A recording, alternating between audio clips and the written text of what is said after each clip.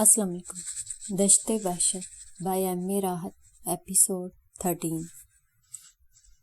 ये जानने के बावजूद कि मेरी और तुम्हारी उम्र में ज़मीन आसमान का फ़र्क है, और इसके अलावा तुम जॉन क्रिस्टोफर की बीवी भी रह चुकी हो और तुमने उसके कदमों में एक तवील वक्त गुजारा है, फिर तुम इस बात की तवक्को कैसे रख सकती हो कि मैं तुम्हें अपनी औरत के रूप में कबूल कर लूँगा? सलाह ने भरपूर वार किया था, जो एक औरत के लिए बदतरीन बात हो सकती है, लेकिन गोनिया बुरा मानने के बजाय हंस पड़ी थी।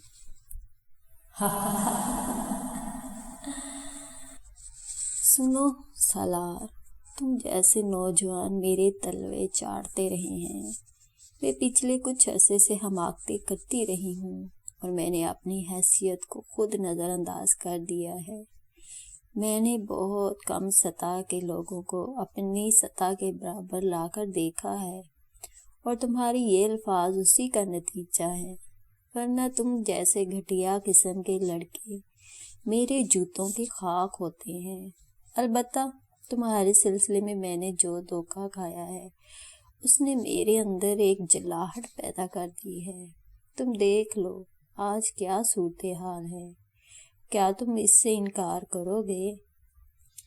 नहीं गोनिया थारम, मैं तो बहुत ही मामूली सा आदमी हूँ। मैंने खुद को कभी कोई बड़ी चीज़ नहीं समझा, लेकिन एक बात तुम्हें अपने जहन में रखना होगी कि मेरी वजह से तुम अपने मकसद में कामयाब नहीं हो सकती।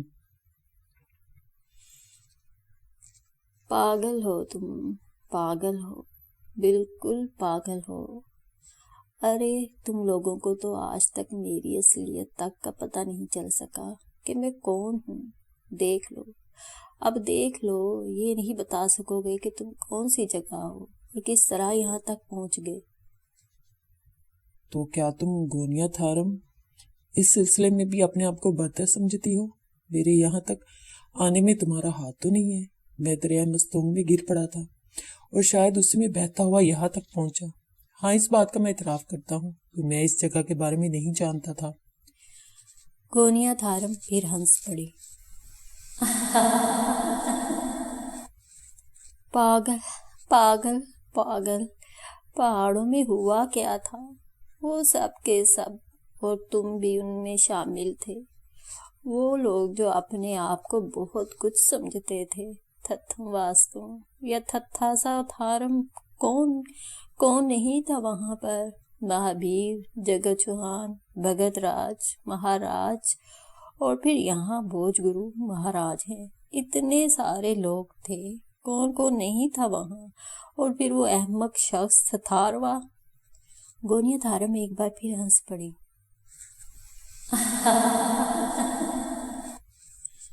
वो मेरा शोहर बनना चाहता था। अरे पागल आदमी, मेरा शोहर तो जॉन क्रिस्टोफर भी नहीं था।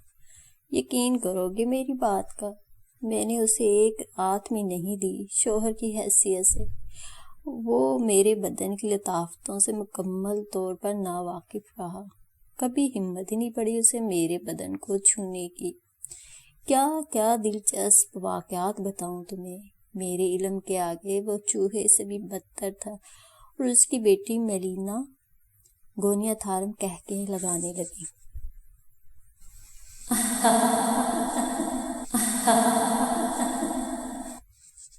और सलार सर्द निगाहों से उसे देखता रहा। फिर वो बोली, थत्थम वास्तव, थत्थम वास्तव।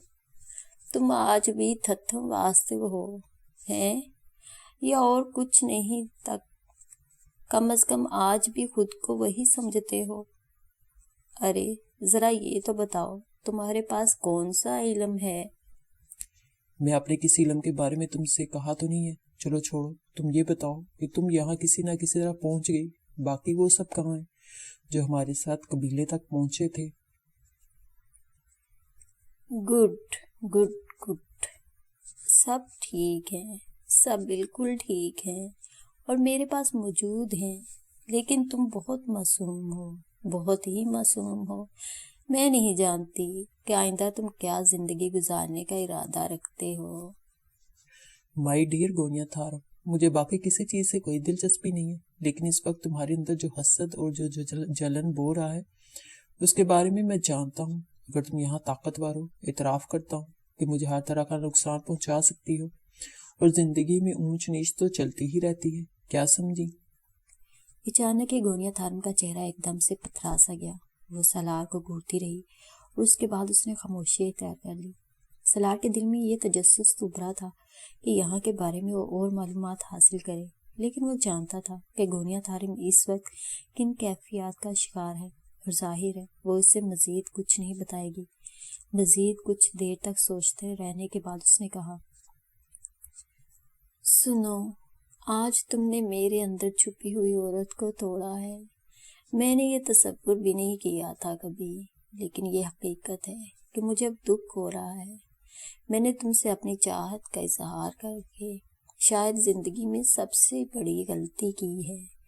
اب اگر تم میری کوششوں سے میرے قدموں میں بھی آ گرے تو یہ احساس ہمیشہ مجھے رہے گا کہ تم نے بحالت مجبوری ایسا کیا ہے، اور یہ بات مجھے خوش نہیں رہنے دے گی۔ چھوڑو ان باتوں کو گونیا تھارم، مجھے اس جگہ کے بارے میں تفصیل بتاؤ۔ ہاں بتاؤں گی، ضرور بتاؤں گی۔ صرف ایک بات پہلے میں تمہیں بتا دوں کہ کوئی ایسی حماقت مت کرنا جس کی وجہ سے مجھے تمہارے خلاف کوئی عمل کرنا پڑے۔ مثلاً یہ کہ یہاں سے بھاگنے کی کوشش کبھی نہ کرنا۔ یہ کوشش کبھی کامیاب نہیں ہو سکتی۔ یہ بڑی عجیب و غریب جگہ ہے، اور ویسے بھی ابھی تو تمہیں یہاں کے بارے میں کچھ بھی نہیں معلوم۔ بھاگ کر جانے کی کوششیں کرو گے تو جاؤ گے کہاں؟ سنو، میں تمہیں بہت جلد ان لوگوں سے بھی ملواؤں گی جو تم سے شناسا ہیں، جبکہ تم ان کے شناسا نہیں ہو۔ خیر چھوڑو ان باتوں کو، اب یہ بتاؤ کہ یہاں پر تمہارے احساسات کیا ہیں؟ سالار نے ایک لمحے کے لیے گونیا تھارم کو دیکھا۔ سوچنا تھا، بہت کچھ سوچنا تھا۔ جو کچھ ہوا تھا وہ اس کے مزاج سے بالکل مختلف تھا، لیکن اب جو ہو چکا تھا اسے اس کا شناسا رہنا تھا۔ خاص طور پر چند الفاظ اس کے لیے بڑی اہمیت کے حامل تھے۔ وہ کہہ رہی تھی کہ مہابیر، جگہ چوہان اور بھگت رائے وغیرہ بھی یہاں موجود ہیں۔ سالار کے دل میں سمیتا کی تصویر موجود تھی۔ اگر سمیتا بھی یہاں آ گئی ہے تو پھر گونیا تھارم کو اپنی مٹھی میں رکھنا ضروری ہوگا۔ حالانکہ گونیا تھارم نے ایک عجیب و غریب خواہش کا اظہار کر دیا تھا، یعنی یہ کہ سالار اسے قبول کرے۔ چنانچہ اسے گونیا تھارم سے تعاون کرنا تھا۔ اس نے کہا، میں نہیں جانتا گونیا تھارم کہ یہ کون سی جگہ ہے، جبکہ میں محسوس کر رہا ہوں کہ تم یہاں بڑی حیثیت کے حامل ہو۔ گونیا تھارم، بہت سے معاملات میں تم سے تعاون کروں گا۔ مجھے ایک بات کا جواب دو، کیا میں ان لوگوں سے بھی مل سکتا ہوں جن کے ساتھ ہم نے یہ سفر طے کیا تھا؟ گونیا تھارم مسکرا دی، پھر بولی، جانتی ہوں، سب کچھ جانتی ہوں، ملاؤں گی تمہیں ان سے، لیکن اس وقت جب میں مناسب سمجھوں گی، سمجھے؟ شاید یہ وقت وہ ہوگا جب تم میرے مرد بن چکے ہوگے۔ سمجھ رہے ہو نا میری بات؟ گونیا تھارم نے کہا، اور سالار کے پورے بدن میں سنسنی دوڑ گئی۔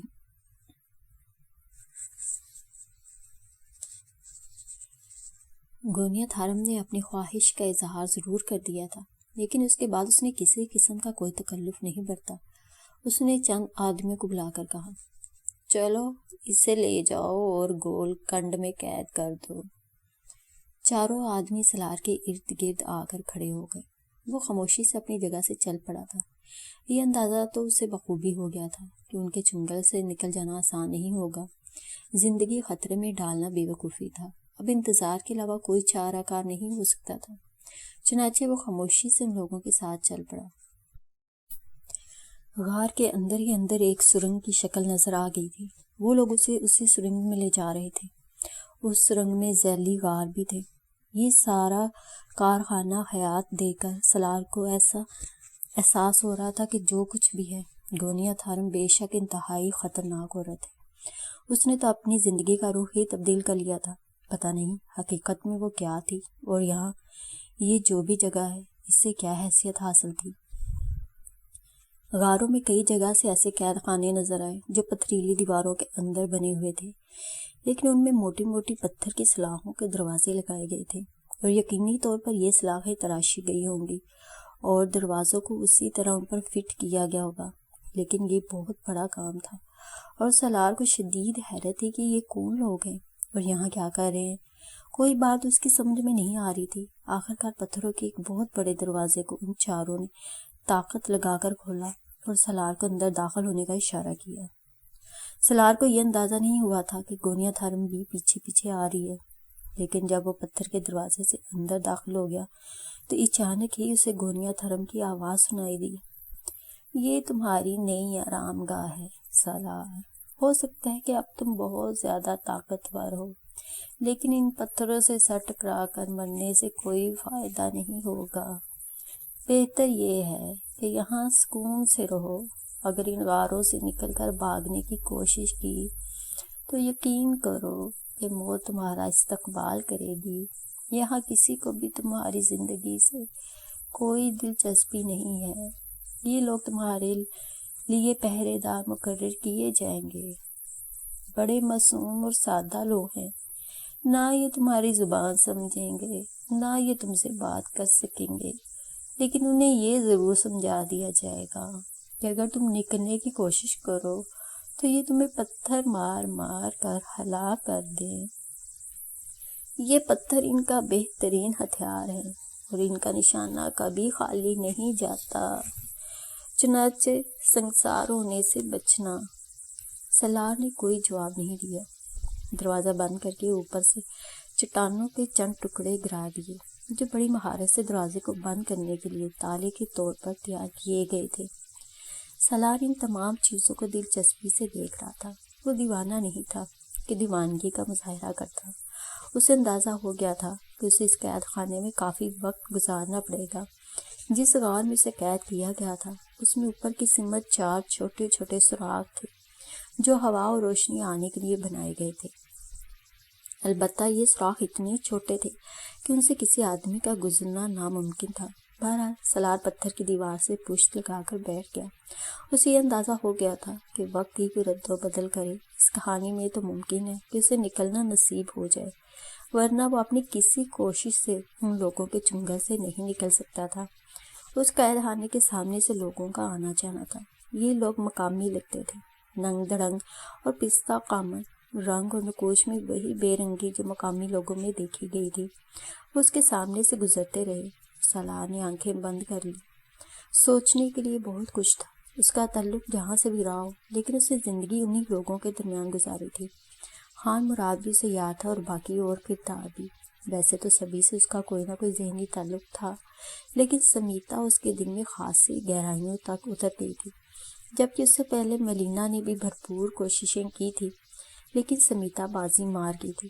اب تو یہ تمام باتیں بے مقصد سی لگتی تھیں۔ وہ اس پوری اسرار آبادی تک پہنچ گیا تھا جس کے بارے میں اسے تمام تفصیلات معلوم ہو چکی تھی۔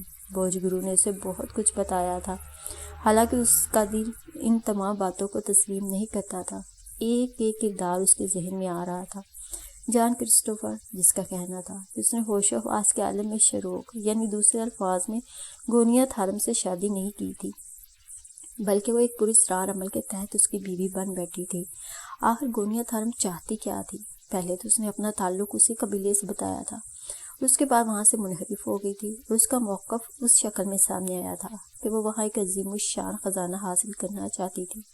کیا گونیا تھارم کو خزانے کے حصول میں کامیابی حاصل ہو گئی؟ پہاڑوں میں ہونے والے وہ ہولناک دھماکے کیسے تھے؟ ان تمام سوالات کے جواب گونیا تھارم ہی دے سکتی تھی۔ اور آخر میں سب سے بڑا ایک سوال اس کے ذہن میں اور آ جاتا تھا، وہ یہ کہ گونیا تھارم نے بتایا تھا کہ وہ تمام لوگ بھی اس کے قبضے میں ہیں، یعنی بھگت رائے گرو، وہ کہاں ہے؟ ان ساری باتوں کا جواب گونیا تھارم ہی دے سکتی تھی، بشرط یہ کہ اس سے تعاون کیا جائے۔ وقت گزرتا رہا اور جب تاریکی پھیل گئی تو وہ زمین پر لیٹ گیا۔ خیالات کو ذہن سے جھٹکنے کے بعد اس نے سونے کی کوشش کی اور نہ جانے کتنی دیر کی کوشش کے بعد اس کو نیند آ گئی۔ پھر اس وقت آنکھ کھلی تھی جب سورج کی کرنوں نے ان سوراخوں سے اندر داخل ہو کر عین اس کے چہرے کے گرد احاطہ کر لیا تھا۔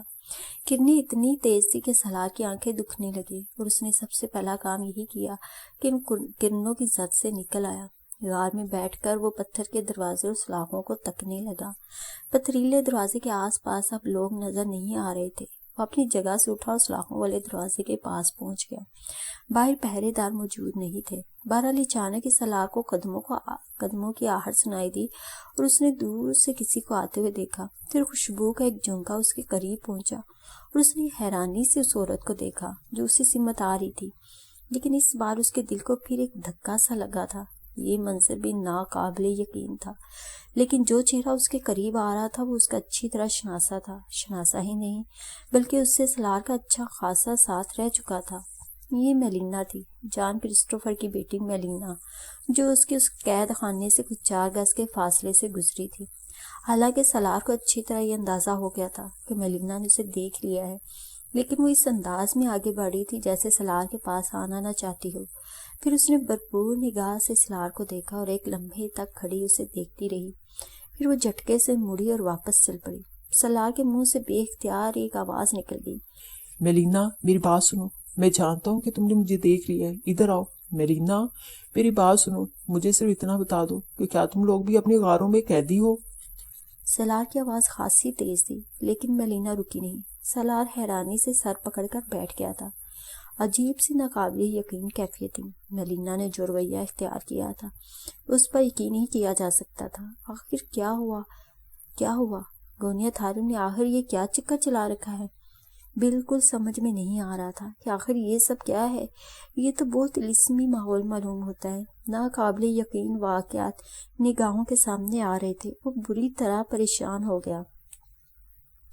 آخر یہ سب کیسے ہوا؟ میلینا کا یہ رویہ بھی ناقابل فہم تھا۔ غرض یہ کہ اس کی ذہنی قوتیں جواب دے گی۔ پھر اس وقت تک وہ سر پکڑے بیٹھا رہا جب تک دوبارہ قدموں کی آواز نہ سنائی دی۔ اس نے قدموں کی اس آواز پر پھر آنکھیں کھول کر دیکھا۔ گونیا تھارم اسی طرف آ رہی تھی۔ اس کے ساتھ وہی 4 بوڑھے آدمی تھے۔ تھارم نے انہیں اشارہ کیا اور اس کے بعد ان بوڑھوں نے قوت صرف کر کے دروازہ کھول دیا۔ ہیلو مائی ڈیئر سالار، ویسے دل کی بات کہوں تمہیں، یہاں قید دیکھ کر مجھے خوشی نہیں ہو رہی۔ آؤ میرے ساتھ آؤ۔ سالار اپنی جگہ سے اٹھا، لڑکھڑاتے قدموں سے باہر نکل آیا۔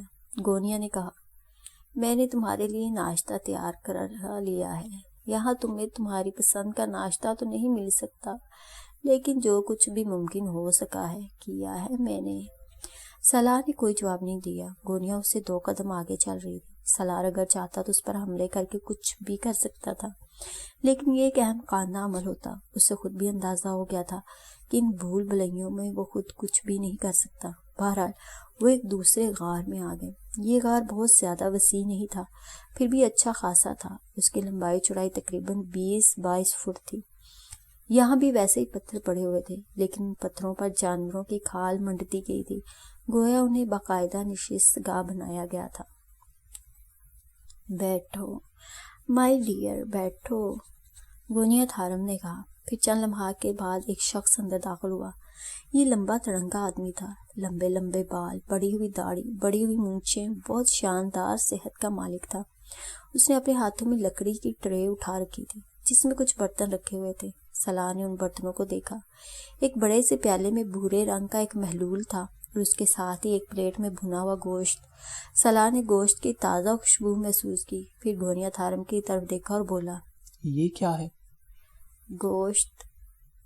نہیں میڈم۔ گونیا تھارم، تمہیں اندازہ ہے کہ میں نے ایک ہندو خاندان میں طویل وقت گزارا ہے اور میں گوشت نہیں کھاتا۔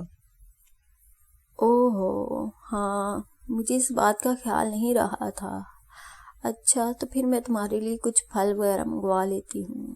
بلکہ ٹھہرو، انتظار کرو، ہو سکتا ہے کچھ اور بھی حاصل ہو جائے۔ اس وقت تک یہ چائے پیو۔ یہ چائے ہے؟ سالار نے پیالے کی طرف دیکھتے ہوئے کہا، ہاں، یہاں پیدا ہونے والی ایک گھاس کو خشک کر کے یہ چائے بنائی جاتی ہے۔ تم پی کر دیکھو، بہت مزیدار ہوگی۔ اس میں قدرتی مٹھاس ہے اور جو کچھ میں کہہ رہی ہوں وہ سچ ہے۔ ٹھیک ہے، میں اس پر گزارا کیے لیتا ہوں۔ سالار نے کہا اور چائے کا پیالہ اٹھا کر منہ سے لگایا۔ چند گھونٹ لے کر اسے اندازہ ہو گیا کہ یہ یقینی طور پر ایک بہترین خوش ذائقہ محلول ہے۔ گونیا تھارم نے کہا، تو پھر میں چلتی ہوں، تمہارے لیے کچھ بندوبست کروں۔ بیٹھو گونیا، بیٹھو، مجھے تم سے بہت سی باتیں کرنی ہیں۔ سالار کے اس انداز پر گونیا مسکرا دی، پھر بولی، میں موجود ہوں۔ تمہاری کہانی ادھوری رہ گئی تھی، سالار بولا، اور گونیا مسکرانے لگی، پھر بولی، ہاں میری کہانی ادھوری رہ گئی ہے۔ کہاں تک سنائی تھی وہ کہانی میں نے تمہیں؟ سنائی ہی کہاں تھی، بس یوں سمجھ لو کہ تمہارے اپنے معاملات تمہاری اپنی ذات تک ہی محدود ہے۔ میں اب بھی تمہیں یہی بتا رہی ہوں، تم نے دیکھا یہ میری سرزمین ہے، اس کے بارے میں تو تفصیلات تمہیں ذرا دیر ہی سے بتاؤں گی، لیکن یوں سمجھ لو کہ اس سرزمین کی میں سربراہ ہوں۔ اور وہ جو تم نے ناتھون والا چکر چلایا تھا؟ سالار نے کہا، اور گونیا کہکا لگا کر ہنس پڑی۔ میں نے اپنی زندگی میں نہ جانے کتنے چکر چلائے ہیں، اب تمہیں صرف ایک بات بتا دوں، میں اس سرزمین کی سربراہ ہوں۔ میری عمر کتنی ہے اس بات کو سیگا راز میں رہنے دو، اور میں کتنے عرصے جیوں گی اس بات کو بھی رہنے دو۔ ہاں تمہیں یہ بتا دوں کہ میں تمہیں پسند کرنے لگی ہوں اور تمہیں حاصل بھی کرنا چاہتی ہوں۔ میری یہ سرزمین میرے ان لوگوں سے بھرپور ہے جنہیں تم نے یہاں دیکھا۔ میں اس سرزمین کی ترقی چاہتی ہوں، اور میری دلی آرزو ہے یہ بھی جدید دنیا کی طرح ایک حسین دنیا ہو۔ ہمارے ہاں پراسرار عملیات کا دور دورہ ہے، ہم لوگ عاملانہ زندگی گزارتے ہیں اور یہی زندگی گزارتے رہنا چاہتے ہیں۔ میرا مطلب تم اچھی طرح سمجھ گئے ہوگے۔ یہاں کی ترقی کے لیے ہمیں دولت کی ضرورت ہے، اور میں اسی دولت کے حصول کے لیے جدید دنیا سے رابطہ قائم کیے رکھتی ہوں۔ بہت کچھ حاصل کیا ہے میں نے وہاں سے، لیکن ابھی کچھ بھی نہیں ہے ہمارے پاس۔ ہم اس سرزمین کو ترقی دینا چاہتے ہیں، اسے دنیا کی جدید ترین سرزمین بنانا چاہتے ہیں۔ تمہاری دنیا میں بہت کچھ ہو رہا ہے، سائنسی ترقی آسمان کو پہنچتی جا رہی ہے، لیکن معاف کرنا تم اپنی زمین کو بھی آسمان کی طرف ہی لے جا رہے ہو، اور کچھ عرصے بعد یہ ایک بے جان زندگی سے محروم ایک خالی سیارہ ہوگا۔ تم لوگ بھی اپنی آبادیوں کو ختم کرو گے، اس وقت میں اس آبادی کو اسی سیارے پر آباد کروں گی، امن اور سکون کی زندگی کے ساتھ۔ سمجھ رہے ہو نا میری بات؟ سمجھ تو رہا ہوں گونیا تھارم، لیکن تمہاری بات پر یقین نہیں آ رہا۔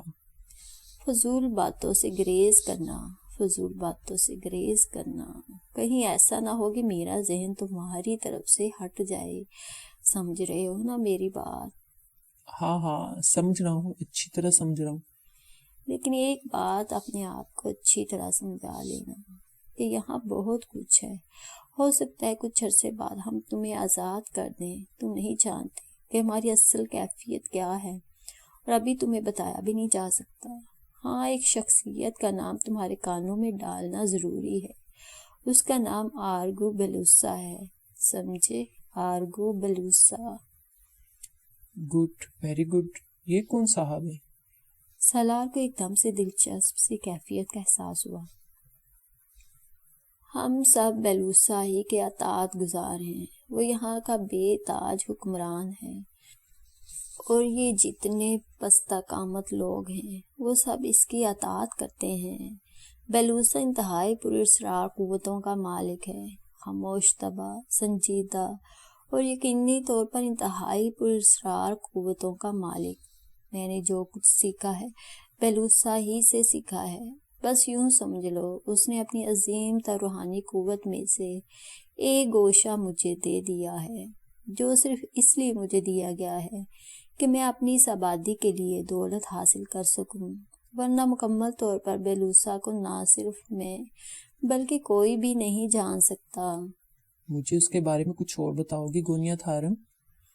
ہاں، بہت قوی ہے، کل بوڑھا ہے، جس کے بالوں کی سفیدی اور داڑھی کی لمبائی دیکھو تو اندازہ ہوتا ہے کہ اس کی عمر ہزاروں سال سے تجاوز کر چکی ہے، لیکن وہ 1000 جوانوں کا ایک جوان ہے۔ پتھروں پر گھونسا مارے تو انہیں ریزہ ریزہ کر دے، شاندار قوتوں کا مالک ہے وہ۔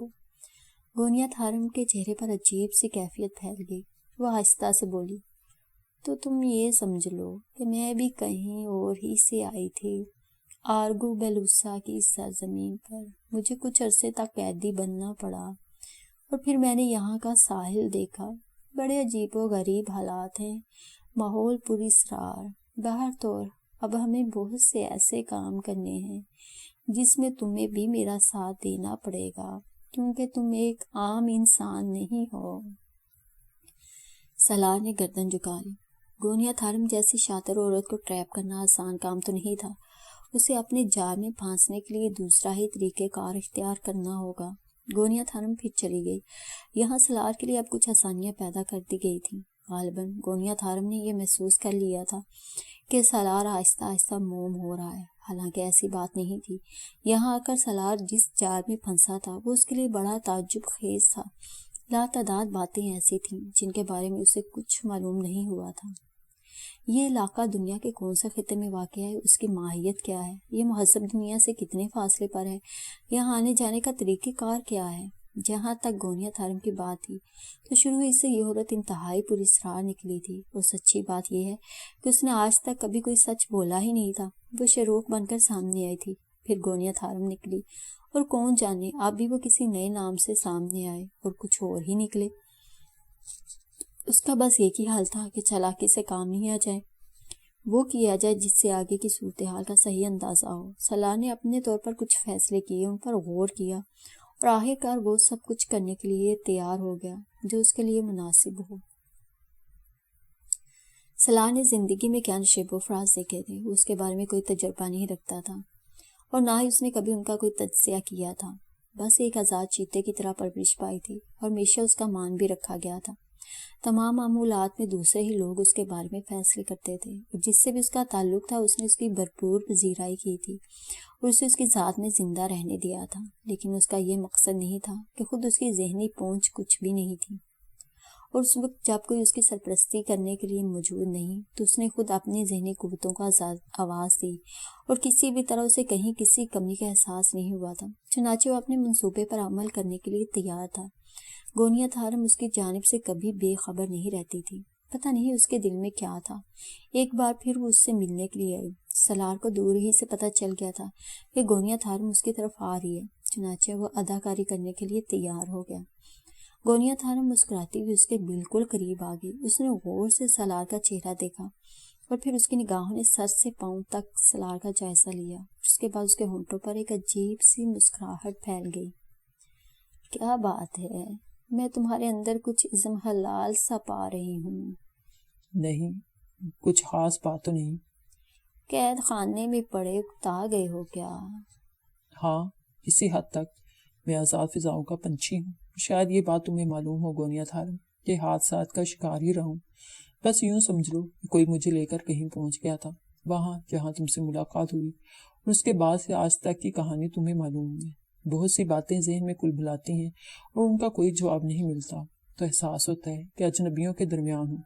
مجھے معاف کرنا، تم نے مجھے ایک پیشکش کی تھی، لیکن گونیا تھارم ذرا دل پر ہاتھ رکھ کر مجھے بتاؤ کہ کیا اس پیشکش کو میرے ذہن تک اور ذہن کے راستے دل تک پہنچنا چاہیے تھا؟ سالار کے سوال پر گونیا تھارم بھی ایک دم سنجیدہ ہو گئی اور غور سے سالار کا چہرہ دیکھنے لگی. غالباً وہ اندازہ لگا رہی تھی کہ سالار جو کچھ کہہ رہا ہے دل سے کہہ رہا ہے یا اوپری زبان سے، اور اس نے کیا اندازہ لگایا اس کا پتہ تو سالار کو نہیں چل سکتا. لیکن گونیا تھارم کے چہرے کے تاثرات کچھ نرم سے ہو گئے تھے. اس نے کہا، دیکھو سالار، میں نے زندگی میں بڑے نشیب و فراز دیکھے ہیں. میں عورت ہوں، میرے اندر عورت پن بھی ہے، لیکن ان تمام چیزوں کے ساتھ ساتھ ایک انسان بھی ہوں. میں اور انسان کے سینے میں کم وقت دل ہوتا ہے جو کبھی کبھی ایسے ناخوشگوار فیصلے کر لیتا ہے جن کا انسان کی اپنی پسند سے کوئی تعلق نہیں ہوتا. شاید میں کچھ غلط کہہ رہی ہوں سالار، میں نے تمہارے بارے میں کبھی بہت گہرے انداز میں نہیں سوچا، لیکن اب جب کہ میں ان پہاڑوں سے بچ کر یہاں تک آ گئی اور اچانک ہی تم بھی دریائے مستونگ سے بہتے ہوئے یہاں تک پہنچ گئے، شاید تم اس بات کا علم نہیں کہ دریائے مستونگ یہاں آ کر سمندر میں گرتا ہے. تم سمندر میں جا گرے تھے اور سمندر کی لہروں نے تمہیں اچھال کر یہاں پھینک دیا اور تم یہاں تک پہنچ گئے. مجھے بڑی حیرانی ہوئی تھی، اور جب میں نے بے ہوشی کے عالم میں تمہیں دیکھا تو اچانک ہی میرے دل میں خیال پیدا ہوا کہ صرف تم ہو جو اس نئی دنیا کی تکمیل کے بعد میرا ساتھ دے سکو گے. ایک ذہین طاقتور خوبصورت انسان کی حیثیت سے، ایک ایسے مرد کی حیثیت سے جس کی طلب ایک عورت کر سکتی ہے۔ مجھے چھوڑو، میں کیا ہوں؟ صرف یہ دیکھو کہ میں نوجوان ہوں، خوبصورت ہوں، میری عمر کی طوالت پر غور ہی نہ کرو۔ اگر زندگی کے ہر موڑ پر، ہر لمحے میں تمہاری بہترین ساتھی ثابت نہ ہوں تو تم مجھے ٹھکرا سکتے ہو۔ اور سنو سالار، میں نے کبھی اپنے آپ کو اس طرح نہیں توڑا، کبھی کسی کے سامنے درخواست نہیں کی، لیکن تم یہ سمجھ لو کہ تمہارے ساتھ میں کوئی سختی یا زیادتی نہیں کرنا چاہتی۔ آؤ، آج میں عورت بن کر تمہیں ایک اور پیشکش بھی کر دوں۔ سالار، اگر سچے دل کے ساتھ مجھے قبول کر سکتے ہو تو قبول کر لو، ورنہ بالکل اطمینان رکھو، میں تمہاری پروقار اور شاندار واپسی کا انتظام کر سکتی ہوں، دنیا کے جس ملک میں بھی جانا چاہو پہنچا سکتی ہوں۔ آؤ، آج مجھے تھوڑی دیر کے لیے عورت بن جانے دو۔ یہ پیشکش تمہیں ایک ایسی عورت کر رہی ہے جو تمہیں پسند کرتی ہے۔ سالار نے گردن جھکا لی۔ وہ جانتا تھا کہ گوریا تھارم جیسی شیطان عورت اتنی آسانی سے سب کچھ نہیں کر دیتی۔ اس کے پس منظر میں بھی شاید یہی بات ہے کہ وہ مجھے آزما رہی ہے۔ کچھ دیر تک سالار سوچتا رہا، پھر اس نے مدھم لہجے میں کہا، مجھے وقت دو، تھوڑا سا وقت دو گونیا، تھوڑا سا وقت دو مجھے۔ کیا تم ایسا کر سکتی ہو؟ ہاں، گونیا جذباتی لہجے میں بولی۔ اب پتہ نہیں وہ ان جذبات کا جھوٹا اظہار کر رہی تھی یا سچ مچ اس کے اندر عورت پن پیدا ہو گیا تھا۔ یہ تو آنے والا وقت ہی بتا سکتا تھا۔ اور آنے والے وقت نے یہ کہا کہ دو جوانوں نے سالار کو پتھر کے اس قید خانے سے باہر نکالا اور کہا، آپ ان پہاڑوں کی بلبلیوں میں گم بھی ہو سکتے ہیں جناب، اس لیے ہم آپ کو ایسے راستے دکھانا چاہتے ہیں جہاں سے آپ واپس اپنی آرامگاہ پہنچ جائیں۔ آپ کی آرامگاہ تبدیل کر دی گئی ہے۔ اور یہ تبدیل شدہ آرامگاہ ایک پہاڑی غار ہی تھا، لیکن کیا غار تھا!